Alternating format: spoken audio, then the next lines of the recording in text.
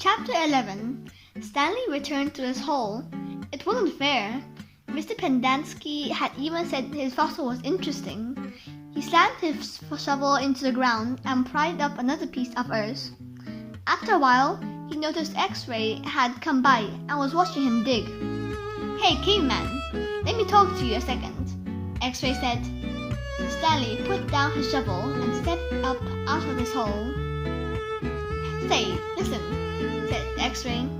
"If you find something else, give it to me, okay?" Stanley wasn't sure what to say. X-Ray was clearly the leader of the group, and Stanley didn't want to get on his bad side. "You're new here, right?" said X-Ray. "I've been here for almost a year.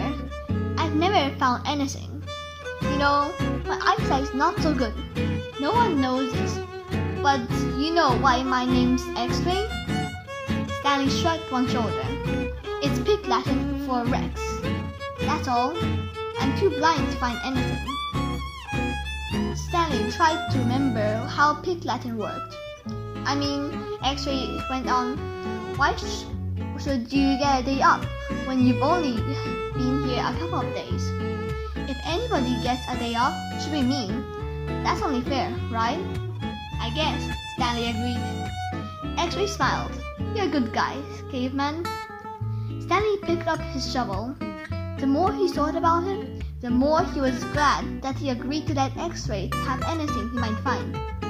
If he was going to survive at Cambrine Lake, it was far more important that X-Ray think he was a good guy than it was for him to get a 1 day off. Besides, he didn't expect to find anything anyway. There probably wasn't anything of interest out of there, and even if there was, he'd never been what you could call lucky. He slammed his blade into the ground, then dumped out another shovel full of dirt. It was a little surprising, he thought, that X-Ray was the leader of the group, since he obviously wasn't the biggest or the toughest. In fact, except for Zero, X-Ray was the smallest. Armpit was the biggest. Zigzag may have been taller than Armpit, but that was only because of his neck. Yet Armpit and all the others seemed to be willing to whatever X-Ray asked them. As Stanley dug up another shovelful of dirt, it occurred to him that Armpit wasn't the biggest. He, the caveman, was bigger. He was glad they called him the caveman. It meant they accepted him as a member of the group. He would have been glad, even if they called him Barfag.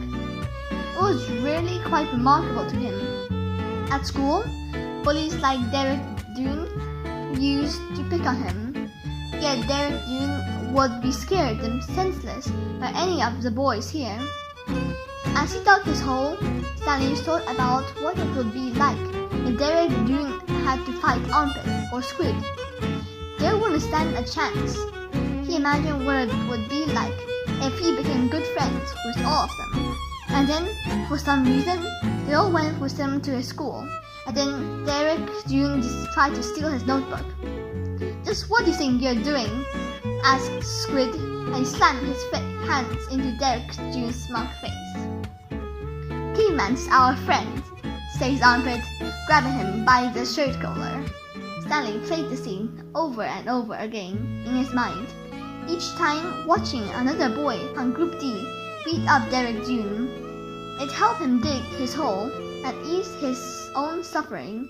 Whatever pain he felt was being felt 10 times worse than by Derek.